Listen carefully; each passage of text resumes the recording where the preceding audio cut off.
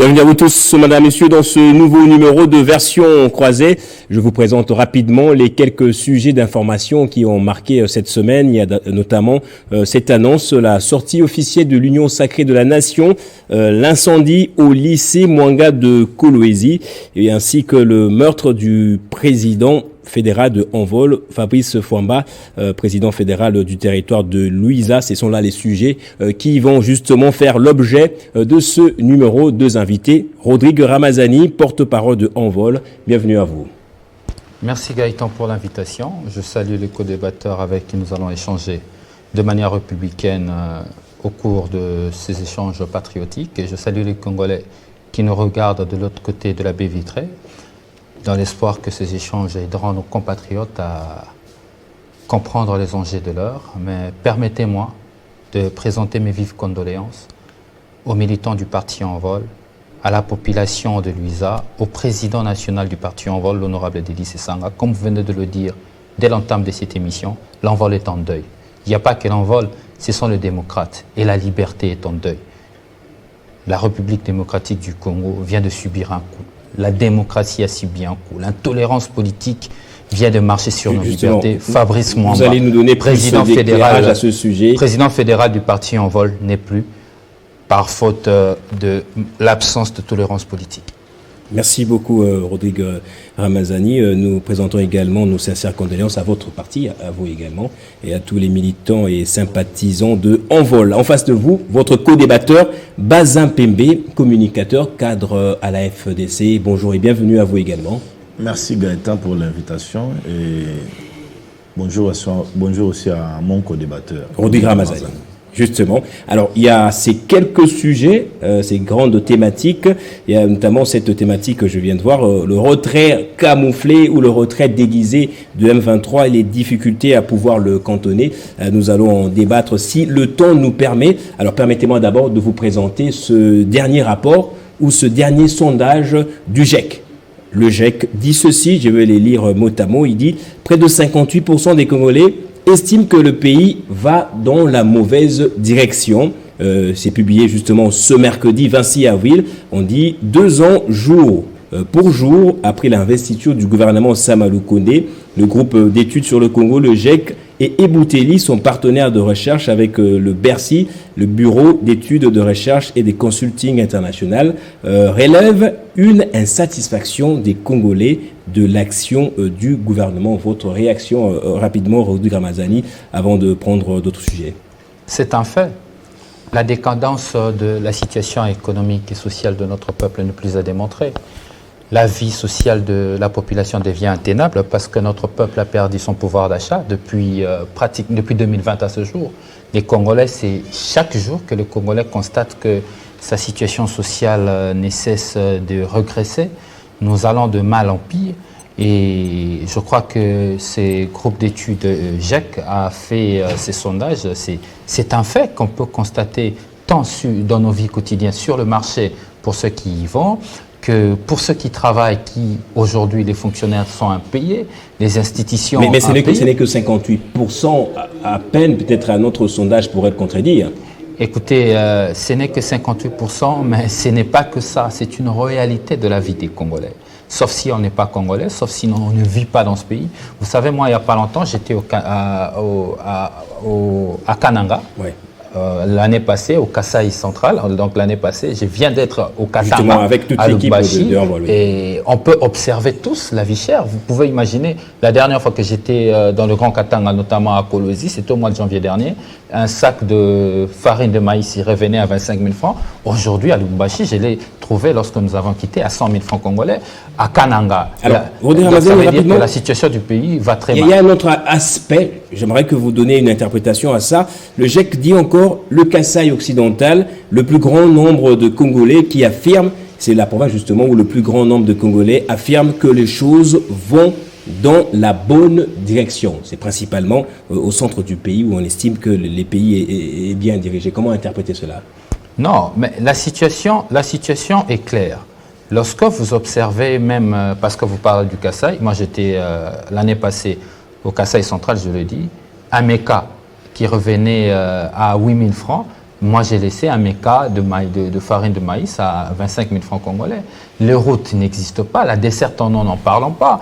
Il n'y a aucun secteur qui marche. Vous savez, au-delà du fanatisme aveugle, mais le peuple est en train de vivre une réalité palpable. La situation, Gaëtan, chers Congolais, nous le savons, c'est n'est un secret pour personne.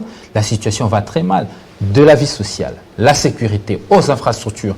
En tout cas, lorsque nous devons évaluer cette gouvernance de 4 ans ou de 5 ans pratiquement, très bientôt 5 ans, la situation est catastrophique et inexpliquée.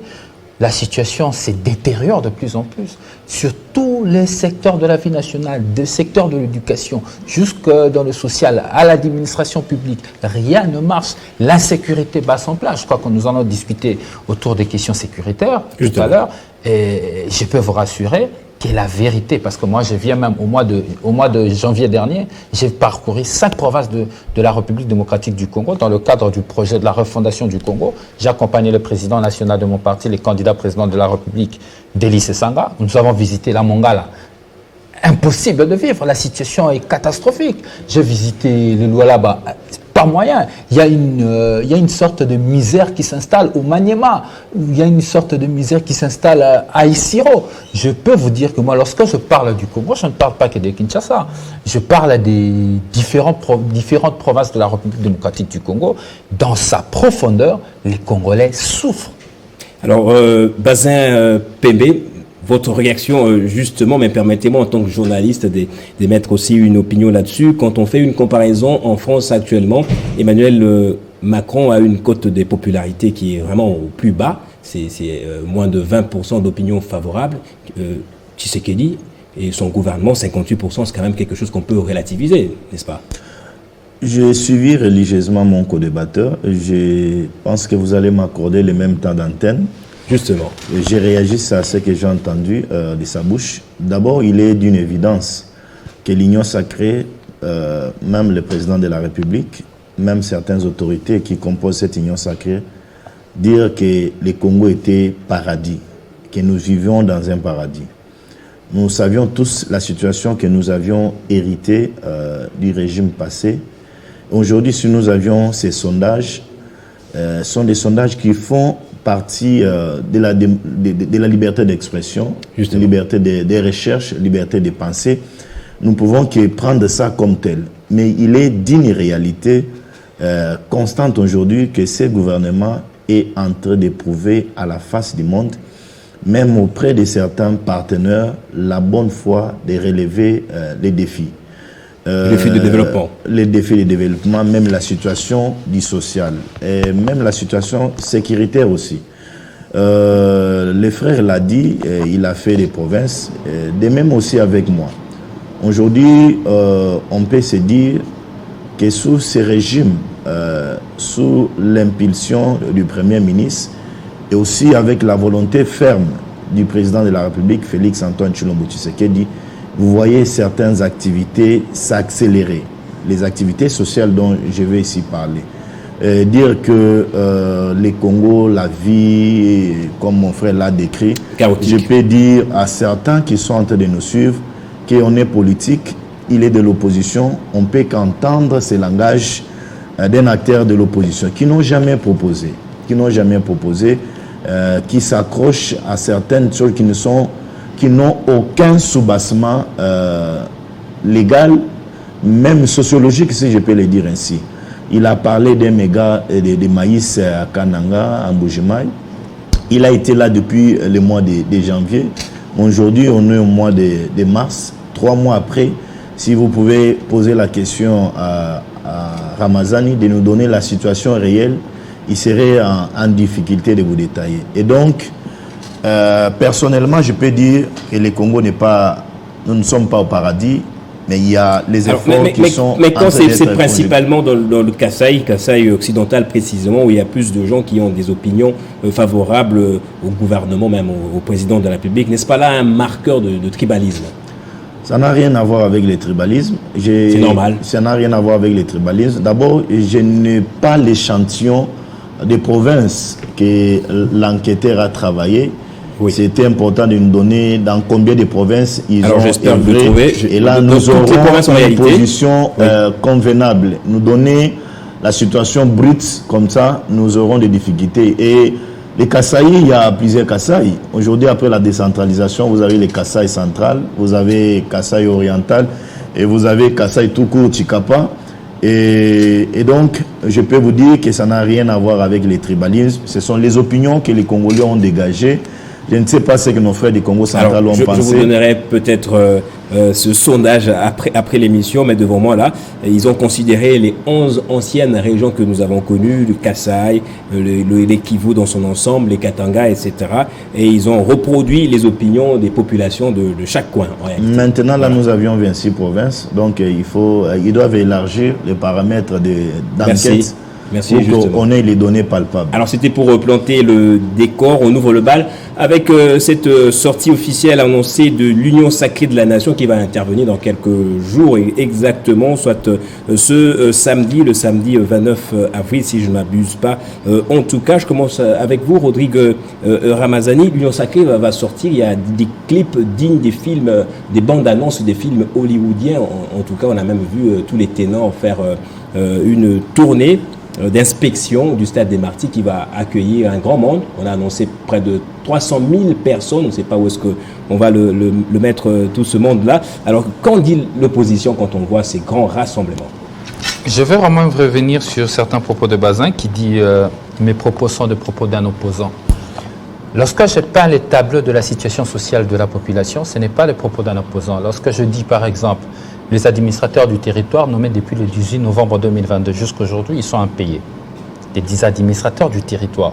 Lorsque je dis encore que les assemblées provinciaux, parce que là je parle d'abord de ceux qui sont d'ailleurs privilégiés, qui sont dans les institutions, accusent plusieurs mois d'arriérés de salaire, je suis toujours en train de tenir un propos d'opposant. Quand je dis encore que les fonctionnaires sont impayés plusieurs mois et que vos confrères de la RTNC ont été chicotés comme des chiens de rage devant le ministère de Finances, non, Rodrigue Ramazani tient des propos d'opposants. Et quand je dis que les Congolais ont perdu leur pouvoir d'achat vis-à-vis de la vie chère, M. Bazin Pembe, maître Bazin Pembe, cadre politique de surcroît, qui va aller conquérir le suffrage des électeurs, et dit non, Rodrigue Ramazani tient que le propos d'opposant, certainement parce que chez lui, la situation sociale de sa famille est reluisante. Mais je tiens à vous dire, cher Bazin, que la situation sociale des Congolais est catastrophique. Peut-être vous êtes dans le rouage du pouvoir, vous pouvez encore sourire, vous pouvez encore tenir le debout du mois, mais nos frères, nos sœurs, qui ne travaillent pas, du reste, la jeunesse congolaise jusqu'à aujourd'hui, le taux de chômage a augmenté aujourd'hui à 90%, sont dans une situation chaotique. Venir dire que ces propos, qui sont de faits réels de société, de dire qu'il s'agit des discours d'opposants, c'est être contre, non pas l'opposition, mais c'est être contre toute une population. Je reviens sur la question de l'Union Sacrée. Justement. L'Union Sacrée va faire sa sortie. Mais l'Union Sacrée fera sa sortie. En réalité, c'est quoi cette Union Sacrée? L'Union Sacrée est une structure politique qui fléchit l'État au service d'un individu. Ce n'est pas très différent dans l'histoire de ce pays. On a connu. Donc pour vous, c'est du déjà vu? C'est du déjà vu et c'est dangereux parce que ça aboutira à quoi? C'est dangereux parce que ça ne permet pas à la nation d'avancer, réduire les institutions du pays, réduire l'État, le mettre au service d'un individu. Parce que dès 1960, le groupe de Bomboko, Ndendaka, je crois encore Mobutu et tant d'autres, avaient créé ces groupes qu'on appelait les groupes de Binza. Les groupes de Binza, c'était un groupe de intellos qui travaillaient dans l'administration, mais qui faisaient tout pour que l'administration soit à leur service. Ce qui était le cas parce que certains d'entre eux, à un moment donné, on les a vus pour d'autres ministres des Finances, directeurs de la banque. Mobutu a terminé comme président de la République. Après ça, on a connu l'MPR. L'MPR, c'était aussi un groupe créé notamment par Etienne Tshisekedi et consorts, Mobutu, qui ont créé toute une structure pour servir un individu. Après ça, on a connu l'FCC. L'FCC, une structure qui était créée au service d'un individu. Maintenant, qui s'est fragilisé de soi-même. N'est-ce pas? Par la Union Sacrée. Lorsque vous lisez la charte de l'Union Sacrée, de l'article 19 au 21, tout porte à croire qu'on prend les institutions de la République, on le met au service de ce qu'eux, ils appellent autorité politique de référence, qui hier était autorité morale. n'est-ce pas? Ça veut simplement dire qu'on prend encore les institutions de la République pour servir Félix Tshisekedi seul, contre les intérêts de la population. Or, le peuple attend le gouvernement à plusieurs défis. Résoudre la question d'insécurité. Aujourd'hui, notre pays est dans l'antichambre de la balkanisation. Mais le pouvoir a le droit quand même de coaliser aussi. Le pouvoir a le droit de coaliser, mais il faudrait distinguer, arriver à faire la distinction entre les individus et les institutions. Aujourd'hui, on vous dit qu'au sein du Parlement, on va créer, au sein du Parlement de deux chambres, on va créer une structure informelle au sein du Parlement pour contrôler quels dossiers? Les dossiers d'État. L'État, il faut savoir les distinguer des ambitions personnelles. Vous ne pouvez pas utiliser, et d'ailleurs c'est interdit par la loi électorale, les structures d'État pour les intérêts politiques et les intérêts électoraux d'un candidat, d'un futur candidat, parce que Félix sera candidat président à la République. Ça va simplement dire que tout ce groupe-là, Union Sacrée, ne travaille pas au service du peuple.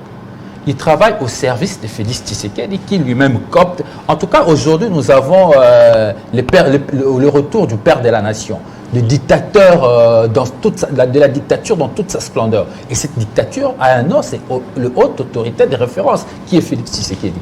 Aujourd'hui, les institutions seront au service d'un individu et non au service d'un peuple. Raison pour laquelle ils organisent cette activité et les informations qui nous remontent en tant que politiques, nous apprenons que la caisse de l'État va saigner à blanc. La caisse de l'État va saigner à blanc. D'après quelques informations que j'ai pu glaner, on parle de 15 millions de dollars. 15 millions de dollars décaissés sur le 400-500 partis politiques qui courent derrière le miel qui est les trésors publics. Ce n'est pas l'argent de Tshisekedi ni de Bahati qui courent derrière les trésors publics. On donnera 50 000 dollars à chaque parti politique pour mobiliser. Donc pour vous, c'est pas ça le peuple d'abord. Afin de se faire plaisir. Pourtant, nous connaissons beaucoup de problèmes. Nous avons connu un cas d'incendie à Kolwezi et nous nous rendons compte que l'État n'avait pas de voitures anti-incendie en bon état pour servir la population. Nous avons plusieurs défis. Nous avons plusieurs défis à relever. Et voilà comment on claque l'argent de l'État. Pour finir, mais il n'y a pas longtemps, un parti de l'Union Sacrée avait organisé son activité au Stade des Martyrs. Vous savez, la suite, juste après cette activité, on avait appris qu'il y avait 500 000 dollars qui avaient disparu dans le caisse de la DGRK.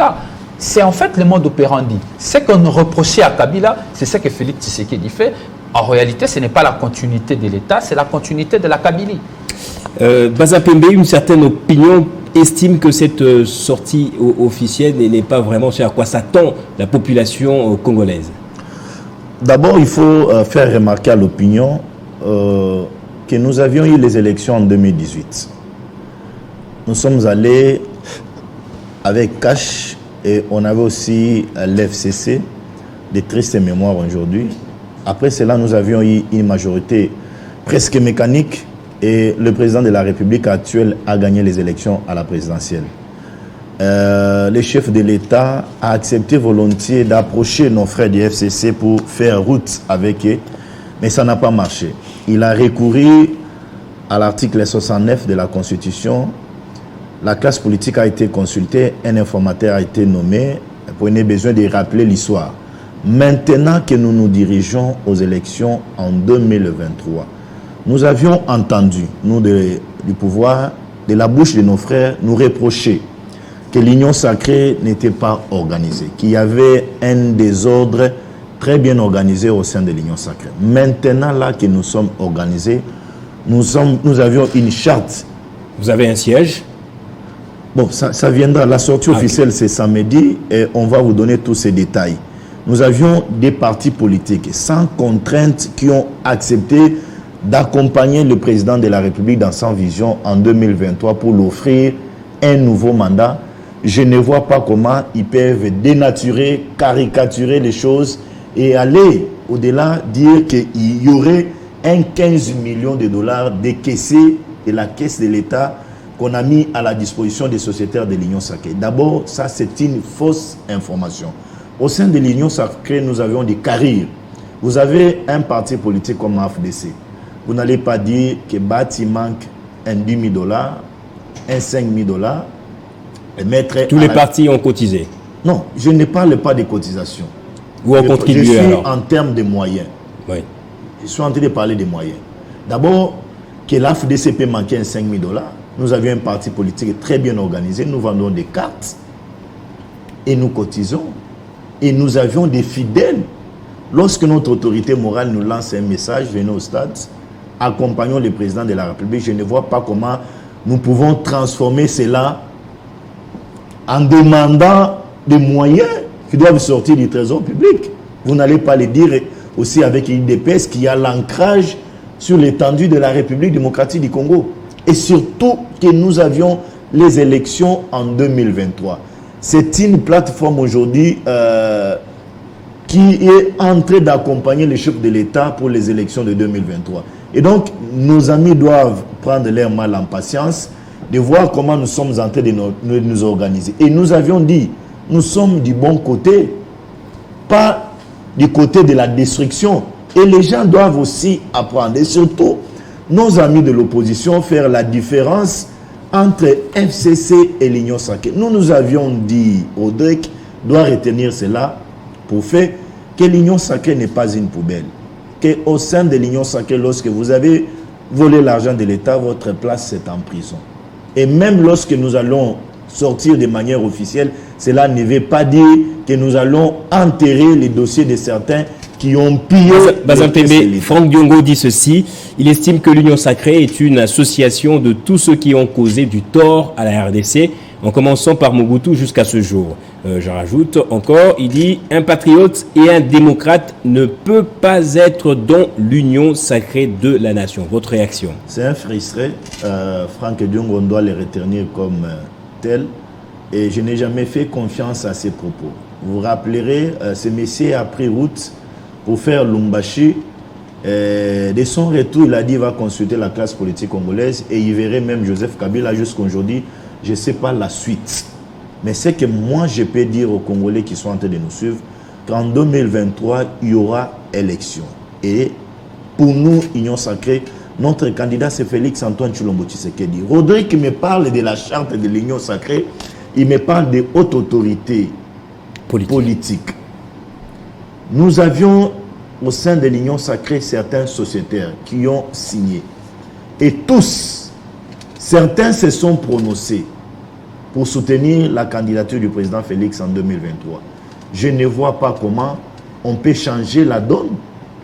Il reste une autorité de référence que nous, Union Sacrée, nous avions accepté de porter comme telle. Je ne vois pas là un péché. Je souhaiterais que mon frère en face me prouve noir sur blanc qu'il a enquêté, il a vu une banque qui a décaissé, ou bien il a vu un sociétaire de l'Union Sacrée approcher le ministre des Finances et qui aurait remis à un sociétaire de l'Union Sacrée un montant X ou bien Y. Donc, ils sont dans les allégations qui ne tiennent pas debout. Bazin Pembe, qu'est-ce que l'Union Sacrée de la Nation fait de mieux que le FCC n'avait pas fait, ou ferait même de mieux que le FCC n'a pas fait? C'est une question importante. La question d'abord qu'il faut réfléchir, c'est sur les acteurs.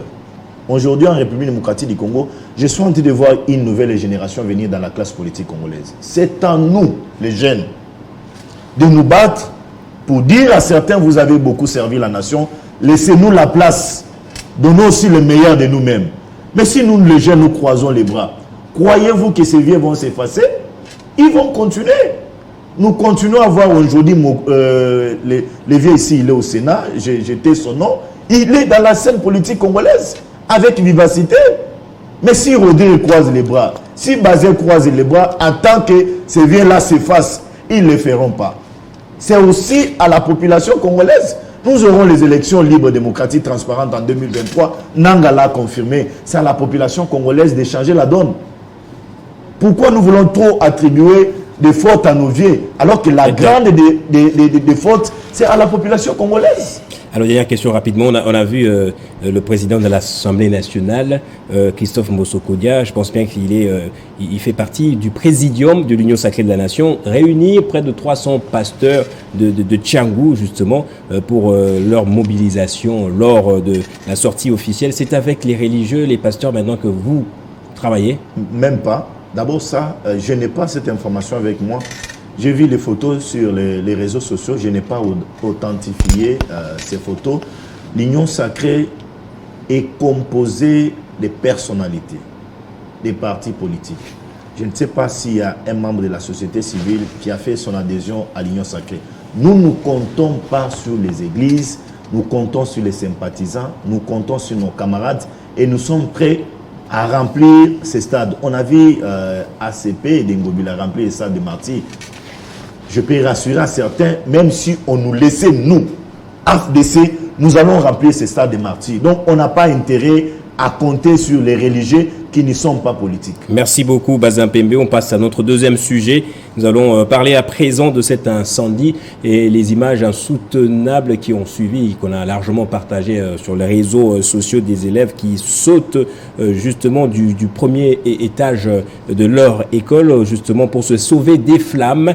Cette actualité a fait couler beaucoup d'encre et salive, beaucoup de réactions des politiques, que ce soit du pouvoir et de l'opposition. Alors on en parle avec mes deux invités. Rodrigue Ramazani, les images sont là. Ça fait froid dans le dos en réalité, en tout cas. J'ai vérifié, j'ai pas vu une réaction de votre parti politique. J'aimerais bien l'entendre. Est-ce que la refondation du Congo, votre programme, va résoudre tous ces problèmes également? Merci Gaëtan. Je vais répondre à cette question. Je vais quand même rebondir sur des choses qui sont, à mon sens, un peu plus graves. Quand vous posez là une question si simple à Bazin Pembe, parce que j'aimerais fixer ça pour que l'opinion ne l'oublie pas. Qu'est-ce que l'Union sacrée a fait de mieux que le FCC? Bazin, au lieu de répondre à votre question, il a passé son temps à dire qu'il faut créer une nouvelle classe politique, il faut que nos vieux, c'est pas la faute de nos vieux, la faute serait à la population. Ça, c'est la position de Bazin. Ça veut simplement dire ceci, que l'Union sacrée en soi n'a rien fait de mieux que tout ce qu'on reprochait au FCC, parce qu'on a combattu à l'époque, nous, quand on était dans l'opposition, l'AFDC était avec Kabila. Kabila qu'il critique aujourd'hui, ils ont travaillé avec lui. Bahati était avec Kabila. Nous, alors, avec l'IDPS, on combattait la gestion Kabila. Simplement, j'aimerais dire à la population que Bazin Pembe, étant que communicateur de cette structure, n'a pas eu de réponse claire à dire à cette population. Non, l'Union sacrée n'a rien fait de mieux. L'Union sacrée a détruit ce pays, dans tous ses compartiments. Regardez, aujourd'hui nous parlons de la situation, l'image je crois que vous venez de le mettre, de la situation des élèves qui se sont retrouvés dans des conditions où l'État ne savait pas intervenir pour préserver la vie de la petite fille qui nous a laissés. Justement, il y a un décès. Il y a un décès, il a succombé de suite par la suite de ses blessures. Je tiens à présenter mes condoléances. Cet élève s'est réveillé le matin pour aller à l'école. Il s'est réveillé le matin pour aller à l'école dans l'espoir de revenir en bonne santé. Et ses parents disaient que l'État existait. Ils ont permis que cet enfant aille à l'école parce qu'ils se disaient que l'État pouvait sécuriser les élèves. Les élèves arrivés à l'école, l'incendie s'est déclaré. L'incendie s'est déclaré que fort malheureusement, l'argent qu'ils devaient acheter de voitures de pompiers pour intervenir en cas d'incendie ont servi à acheter des Jeep Palisade pour les députés. L'argent qui aurait dû servir à bien payer les pompiers, parce que vous le savez, ils sont en grève, ils ne fonctionnent plus, ces services des pompiers, ici à Kinshasa et ailleurs, l'argent qui aurait dû servir à payer les pompiers, 400 millions de dollars ont été claqués en 2022, réduction de compte 2022 bien sûr, par la présidence de la République seule. La présidence de la République a consommé en 2022 400 millions de dollars du trésor public congolais. L'argent qui aurait dû prendre en charge de telles situations en mettant les outils adéquats à nos services pour intervenir lorsque pareil cas arrivait, 70 millions de dollars a servi d'acheter un joujou pour faire plaisir au président de la République parce que notre chef, il aime trop voyager, un avion privé.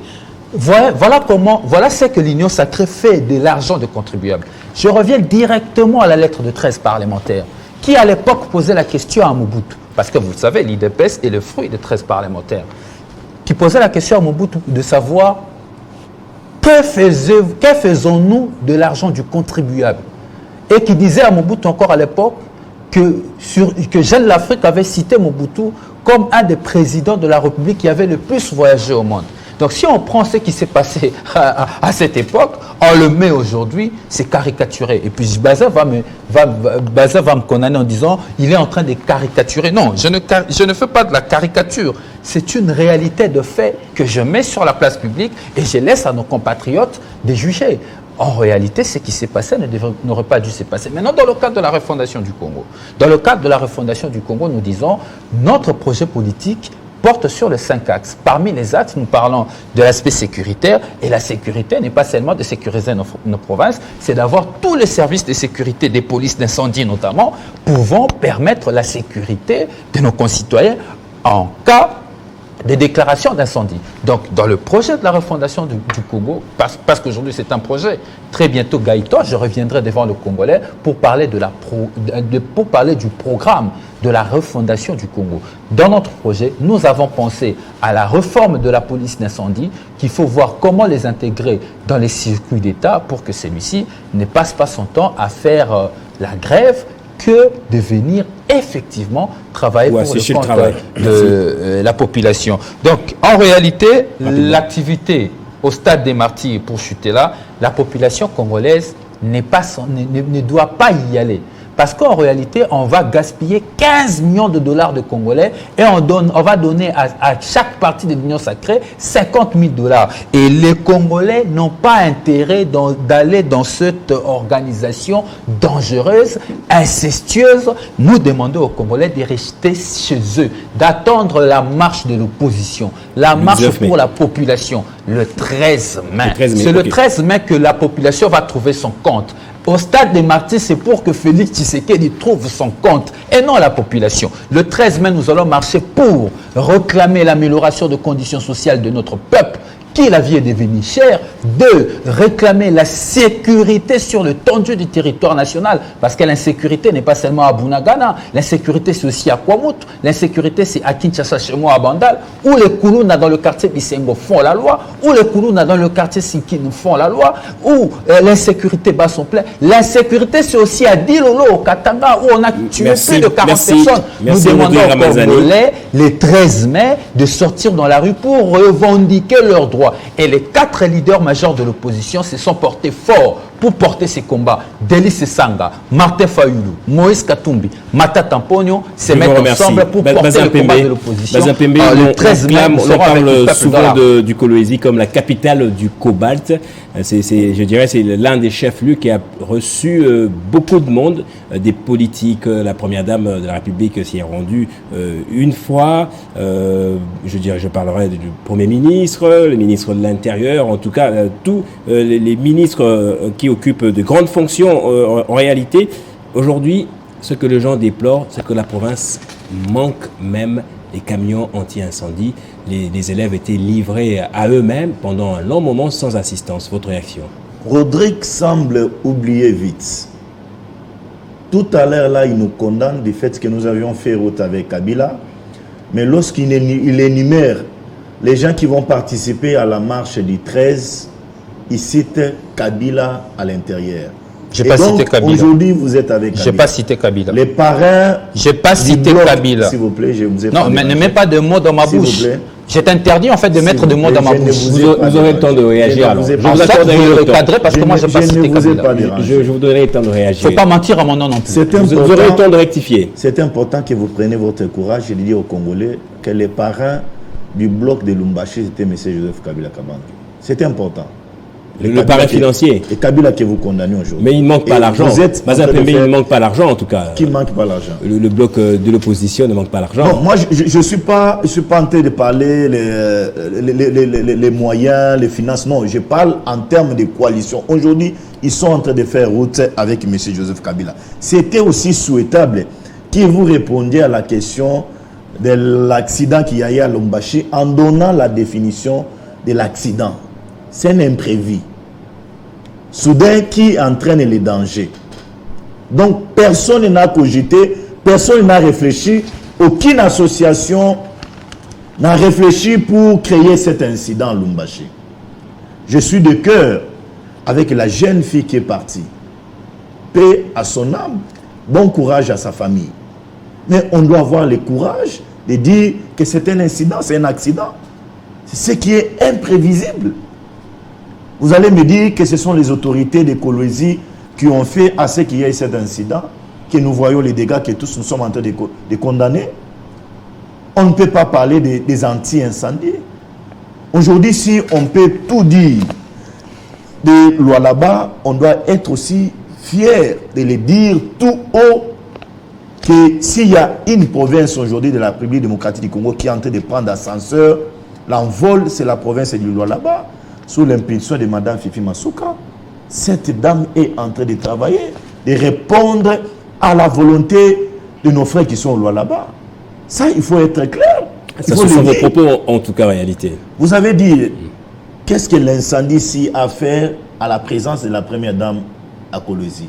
Elle est allée dans une activité. Parce que c'est une province juteuse, tout le monde tourne autour à cause de l'argent, du cobalt, de tous les trafics. J'ai vu le président de la République faire un Mbujimai. Le président de la République a fait Kisangani, il a fait Congo central. Il n'y a pas que l'eau là-bas. Il n'y a pas que l'eau là-bas. S'il y a une activité, lorsque Mme Fifi appelle une autorité à venir participer à une activité politique, une activité sociale, je ne vois pas comment on peut dénaturer, caricaturer la situation, dire que non, les autorités profitent seulement la province du là-bas. Et donc, ce qui est arrivé, cher ami Gaëtan, et même à mon frère Audric, on doit avoir le courage de le dire que c'était un incident, un accident, ce qui a été imprévisible. Mais le conseil à donner aux autorités, et même, je peux aller loin. D'abord, il faut approcher l'autorité, même le préfet du lycée Mwanga, si je ne me trompe pas. Mwanga, oui. D'approcher, de poser certains questionnements aux électriciens. Est-ce qu'il y a eu entretien dans cette école? À quand on a visité, on a revu l'entretien et les courants électriques dans cette école? À quand? Ce sont les questions qu'il faut se poser. Et c'est à eux de nous donner une réponse. Nous pouvons que cogiter si nous n'aurons pas une réponse exacte sur l'origine de l'incendie. Parce que j'ai entendu du gouvernement, du porte-parole du gouvernement, qui a dit que les enquêtes sont en cours. Attendons l'issue des enquêtes. Ne suppitons pas. Mon frère en face, il est géré, c'est comme moi. Lorsqu'il y a des enquêtes en cours, on ne suppute pas. On attend la déclaration, bien on attend l'issue de toutes ces enquêtes. Et moi, je peux vous dire, cher ami Gaëtan, ce qui s'est passé à Kolwezi, c'est condamnable. Mais attendons la suite des enquêtes. Et je suis parfaitement d'accord que la dame qui est là-bas est en train de mieux faire. Vous, en tant que parent, lorsque vous avez vu les enfants sauter du haut du premier étage de l'école, ça vous a fait quoi concrètement? J'étais choqué. J'étais choqué. N'avez-vous pas vu les enfants sans assistance? Donc là, on ne peut pas parler de la... Y a-t-il pas lieu de condamner les autorités provinciales? On ne peut pas, non, on ne peut pas parler de la non-assistance. Parce que j'ai vu certains parents demander aux enfants de quitter là où ils étaient et on les a, comment je peux utiliser l'expression, les enfants ont été... on a utilisé les moyens des bords. Ils ont utilisé les moyens des bords et ils ont été récupérés. Celle qui a connu la mort, je condamne cela, cher ami. C'est un incident. Ils ont fait recours aux sapeurs-pompiers. Oui, j'ai vu des camions qui sont venus en retard, bien sûr. Mais quand même, la province a pu disposer, la province a pu manifester une volonté pour survenir à certains.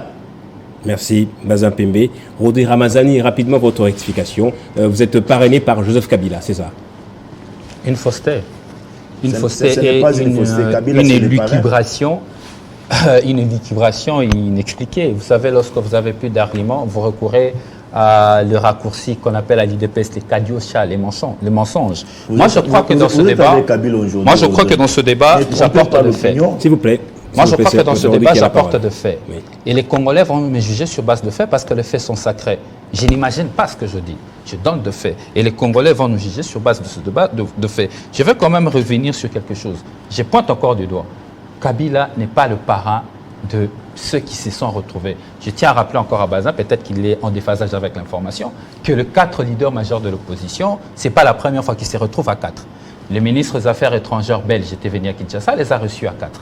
Le Conseil de sécurité des Nations Unies était arrivé à Kinshasa, les avait reçus à 4. Le ministre des Affaires étrangères britannique les avait reçus à 4. Et ce n'est pas étonnant que les 4 se retrouvent pour discuter autour de l'intérêt de la population, à la différence de l'Union sacrée qui se bat pour les intérêts de Félix Tshisekedi. Donc moi je parle de faits, Bazin parle de ses imaginations. On met le fait face au peuple et le peuple va juger. Mais je suis quand même choqué. Il dit que l'incendie était un accident, personne ne pouvait le prévoir. Donc Bazin jusqu'aujourd'hui ne comprend pas que gouverner c'est prévoir. Gouverner, c'est anticiper. Gouverner, ce n'est pas seulement gérer le quotidien. Je comprends que votre gouvernement est un gouvernement qui gère le quotidien. Les lendemains, ça n'a rien à voir avec le gouvernement Samaloukondi, le pouvoir de Félix Tshisekedi est un pouvoir qui gère le quotidien. Ça veut dire, quand on se réveille le lundi, il gère le lundi. Quand on se réveillera le mardi, il va gérer le mardi. Ce n'est pas un gouvernement qui peut nous projeter nous sommes au mois d'avril, qui peut nous projeter du mois d'avril pour le mois de décembre. Donc pour eux, ce sont des imprévus. Cet enfant qui est allé à l'école, qui est mort de suite de ses blessures, parce qu'il est abandonné par les autorités du pays, Bazin Pembe, moi je suis inquiet pour mon enfant à chaque matin. Depuis cet incident, depuis cet incident, moi étant que parent, mon fils qui se réveille le matin, chaque fois qu'il va à l'école, je me demande si réellement il existe des autorités qui peuvent veiller à sa sécurité dans toutes les dimensions de la sécurité qui existe. Et les enquêtes sont en cours. Les enquêtes sont en cours. C'est la 40e enquête qui est en cours depuis que Félix Tshisekedi est au pouvoir, sans pourtant qu'il y ait suite. Écoutez, il faut arrêter de se tromper de ce On va passer au sujet suivant. Le peuple vous a donné l'opportunité de gérer ce pays et vous en êtes incapable. La raison pour laquelle j'appelle cette population à la marche du 13 mai. Vous êtes venu passer un message. S'il vous plaît, c'est moi qui fais l'arbitrage, c'est moi qui accorde la parole. Vous attendez votre tour et vous parlerez. J'appelle cette population qui est abandonnée par le pouvoir de venir le 13 mai pour revendiquer ce droit dans la rue. Parce qu'aujourd'hui, la Constitution reconnaît à cette population le droit de revendiquer à chaque fois qu'ils se sont lésés. Et ce pouvoir a abandonné ce peuple. Et nous les invitons dans la rue le 13 mai, ensemble avec les 4 leaders majeurs de l'opposition. Alors le sujet suivant, c'est en rapport avec la sécurité. Quid du retrait et du cantonnement de M23? Il semble qu'il y a un gros tohu-bohu derrière là. Quoique le M23 avait déclaré publiquement avoir justement s'être retiré. À ce jour, l'on pointe du doigt où l'on voit quelques éléments de M23 dans quelques localités dans le nord Kivu. Alors on va parler de cette thématique, de ce sujet, de ce faux retrait ou retrait déguisé des éléments de M23. Je commence avec vous. On a comme l'impression que le pouvoir a caché à la population une certaine information. Pourquoi? Parce que très récemment, le ministre kényan des Affaires étrangères a réitéré que l'armée kenyane n'est pas là pour s'attaquer directement au M23. Elle va accompagner le cantonnement. Est-ce qu'il y a des choses qu'on nous a cachées? Contrairement à vos allégations, s'il y a un pouvoir qui informe au quotidien le peuple congolais sur la situation de l'Est, c'est pouvoir. Sous Félix-Antoine Tshilombo Tshisekedi. On est au parfum de tout ce qui se passe à l'est du pays. Vous aviez des communiqués de l'armée, vous aviez aussi des communiqués du gouvernement. Mais il y a des communiqués contradictoires qui peuvent relancer. Il y a des communiqués qui sont contradictoires, notamment sur le mandat même de la force régionale pour la RDC. Elle a aussi un mandat offensif, mais contrairement à ce que disent déjà la présidente tanzanienne a dit le contraire du gouvernement congolais et récemment le ministre kényan des Affaires étrangères. C'est un mandat évaluatif. À chaque fois que nous avançons, nous évaluons. Donc moi, je peux le dire, la situation de l'Est, c'est une situation où je peux dire à ces Congolais qui sont en train de nous suivre, le gouvernement est en train de se battre. Et ce gouvernement est très déterminé avec la volonté ferme du président de la République pour en découdre avec tous ces sanguinaires du M23. C'est une question qui allait faire l'unanimité. Mais aujourd'hui, vous trouverez dans la classe politique, la question du M23, c'est une question qui nous divise. Mais lorsque nous entrons dans les accessoires, vous trouvez nos amis de l'opposition avoir un langage sec, d'intox à l'égard de ce pouvoir. Gaïta Reteni, le chef de l'État, s'est déplacé pour Luanda et il a vu son collègue, Lorenzo, ils ont parlé. Et il y a un cahier de charges pour le cantonnement du M23. Vous avez le processus de Nairobi.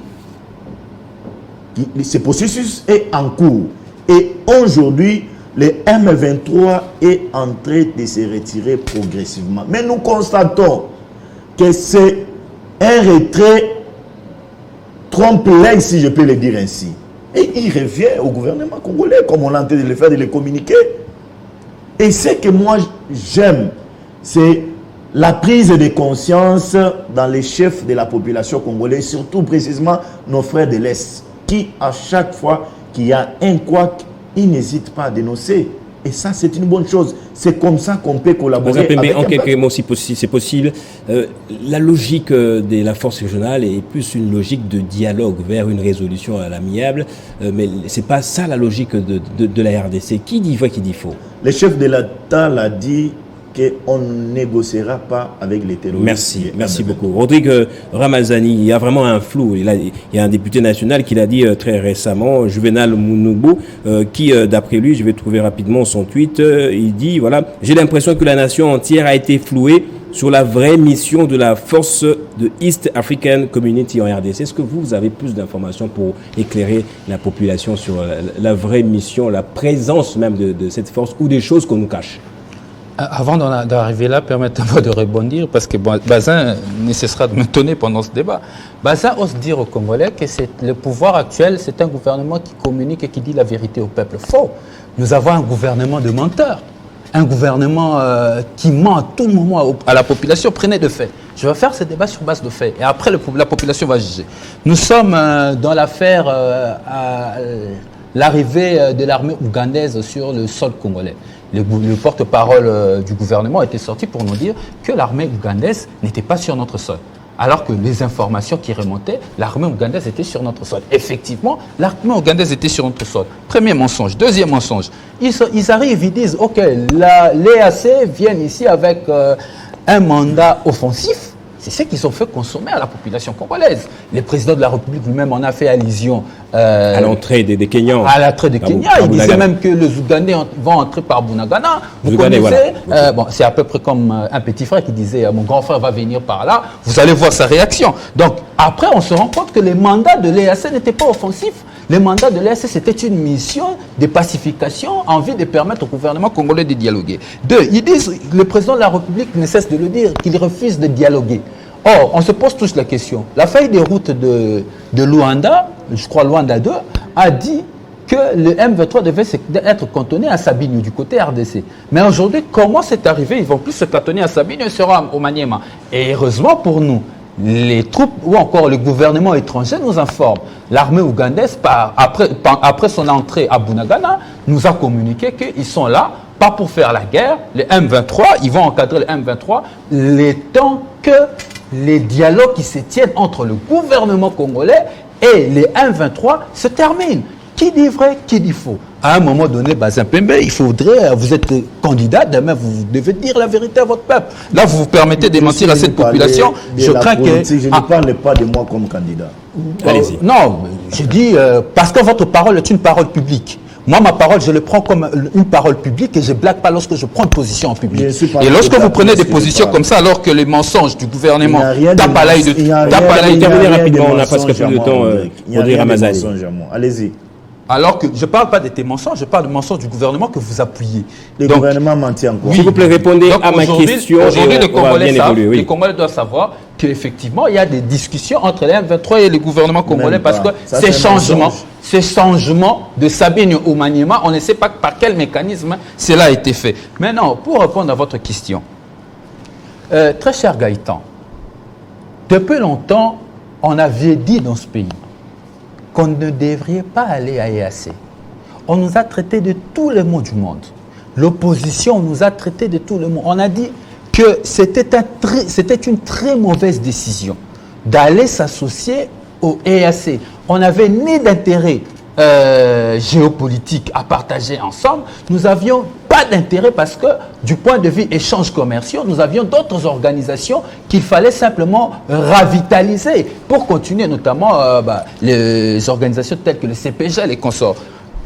Aujourd'hui, nous sommes dans une situation où la République démocratique du Congo n'a que deux choix. Deux choix, Gaëtan. Soit nous acceptons la balkanisation, soit Félix Tshisekedi, selon ses partenaires, parce que ça ne vient pas de moi, le ministre des Affaires Kenya l'a dit, l'Ouganda l'a dit, Burundi l'a dit, soit Félix Tshisekedi doit discuter avec des terroristes du M23. Et la question que moi je me pose aujourd'hui... Mais il ne faut pas dire que nous sommes devant un fait accompli là. Mais je te dis que nous sommes face à un fait accompli pour tout analyste averti. Tout analyste averti en écoutant les différents États qui sont au sein de l'EAC prendre position sur la question. Ils disent qu'ils sont venus dans une mission de maintien de paix. Le temps pour le gouvernement de discuter avec les 1-23 qui eux considèrent comme des rebelles et nous considérons comme des terroristes rwandais. Le problème, c'est dans un tohu-bohi. Le dossier d'État a été mal géré par le pouvoir. Le pouvoir a mal géré ce dossier. Aujourd'hui, nous sommes dans une situation où la République démocratique du Congo a deux choix. Soit il choisit la balkanisation, soit il choisit de discuter avec les terroristes rwandais, s'il vous plaît. Voilà, et tout ceci parce que Félix Tshisekedi et son pouvoir ont mal conduit ces dossiers d'État. Merci beaucoup, Rodrigue Ramazani. Je vous prends peut-être pour votre dernier mot sur ce sujet toujours. On a comme l'impression que même le gouvernement congolais a du mal à cantonner ces rebelles de M23. Non, dans les accords, c'est très clair. Ils vont retourner à Mont-Sabignon. Mais on parle également d'un cantonnement au Maniema. C'est plus au Sabignon, c'est maintenant au Maniema. Je n'ai pas l'information, mais je suis un peu très ça date de 2 mois cette information. D'entendre de la bouche de Rodrigue dans les chemins de la balkanisation. Alors que les Congolais font unanimité sur la non-balkanisation de la République démocratique du Congo. Et d'entendre de la bouche d'un porte-parole d'envol qui veut demain gérer, qu'il proposerait de voir la balkanisation. Je ne propose pas. C'est ce que vous avez dit tout à l'heure. Il faut recadrer. Non, je ne propose pas. Je dis de la mauvaise de votre politique. Ne mets pas des mots dans ma bouche. Ne sois pas malin. Ne sois pas malin. On fait un débat sérieux. On fait un débat sérieux et la parole publique est sacrée. Tu ne peux pas aller sur ce terrain. Tu vas changer. Tu m'as conclu. C'est pas responsable. C'est que nous concluons par ici. Vous avez mal conduit les dossiers d'État qui nous laissent pas le choix. Merci beaucoup d'être passé. C'est votre Rodrigue Ramazani a parlé des deux scénarios. Rodrigue Ramazani a parlé des deux scénarios possibles. C'est vrai que ça m'a choqué aussi personnellement en tant que journaliste d'entendre de l'entendre. Alors donc on n'a pas eu le temps de parler du meurtre de monsieur Fabrice Fouamba, président fédéral de l'UISA de Envol. Heureusement que nous avons présenté nos condoléances tout au début de cette émission. Je vous remercie en tout cas d'être passé et j'espère qu'on va se retrouver la semaine prochaine pour le même décryptage. Merci à vous également, madame, monsieur, pour cette fidélité.